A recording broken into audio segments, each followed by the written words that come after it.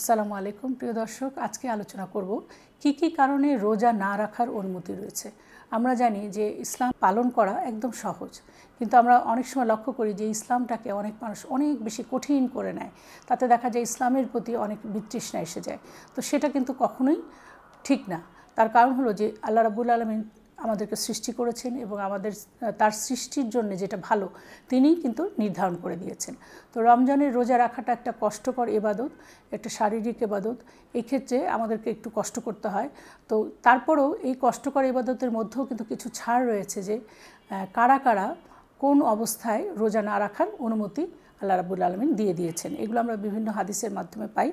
তো রাসূল সাল্লাল্লাহু আলাইহি ওয়াসাল্লাম বলেন যে সফরে থাকাকালীন তোমরা রোজা না রাখার অনুমতি আছে, কিন্তু সেই সফরটা যদি আরামদায়ক হয়, অর্থাৎ কোনো কষ্টই হলো না, তাহলে সেক্ষেত্রে সে রাখতে পারে। তবে সফরে যদি আপনি বের হন, তাহলে সেক্ষেত্রে আপনার রোজা না রাখার অনুমতি একটা আছে।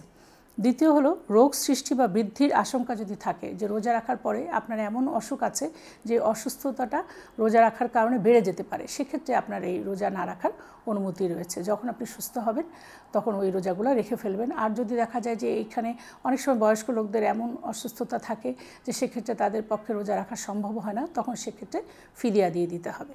একজন লোককে 2 বেলা ভরপেট খাওয়াতে হবে। যদি খাবার দিতে না পারে তাহলে সেই অনুযায়ী টাকা দিয়ে দিলেই হবে, ফিদিয়া আদায় করতে হবে। এরপরে গর্ভধারণ অবস্থায় যদি এরকম হয় যে আপনার অনেক সময় ইনিশিয়াল স্টেজে অনেক বমি হতে থাকে, সেক্ষেত্রে যদি রোজা রাখতেও চান তারও অনেক সময় রোজা রাখা সম্ভব হয় না।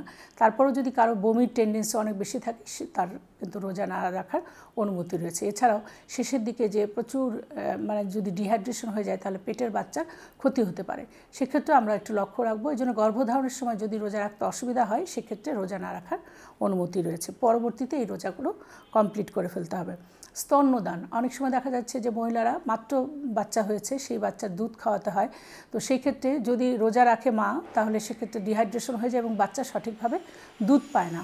তো এক্ষেত্রে কিন্তু যেই স্তন্যদায়ী মা, সেই মায়ের রোজা না রাখার অনুমতি রয়েছে। বাচ্চা বড় হলে বা যখন বাচ্চাটা দুধ ছেড়ে দিবে, তখন এই রোজাগুলো বা পরবর্তীতে ভবিষ্যতে মাঝে মাঝে এই রোজাগুলো রেখে দেবেন তিনি। এরপর ক্ষুধা তৃষ্ণার প্রাবল্য বেশি থাকলে, যেমন এমন মানুষ যার ক্ষুধা তৃষ্ণার প্রাবল্য এত বেশি যে সে রোজা রাখলে ফিট হয়ে যেতে পারে, ফেইন্ট হয়ে যেতে পারে, বা তার কোনো অন্য ধরনের সমস্যা হতে পারে, বা সে পাগলের মতো করতে থাকে, এরকম যদি কিছু হয়, তাহলে সেক্ষেত্রে রোজা না রাখার অনুমতি রয়েছে। আরেকটা কারণ হলো বার্ধক্য এবং দুর্বলতা। অনেক দুর্বল বা অনেক বেশি বয়স হয়ে গেছে, সেক্ষেত্রে রোজা না রাখার অনুমতি আছে। সেক্ষেত্রে করবে কি, ফিদিয়া দিয়ে দিতে হবে। তারপর দেখা যায় জীবননাশের ভয়, এমন একটা জায়গা যেখানে জীবননাশ, আপনার জীবনের কোনো ক্ষতি হতে পারে, সেক্ষেত্রে রোজা না রাখার অনুমতি রয়েছে। পরবর্তীতে সেই রোজাগুলো রেখে ফেলবে। তারপর জিহাদে যদি কেউ অংশগ্রহণ করে, সেক্ষেত্রে রোজা না রাখার অনুমতি আছে।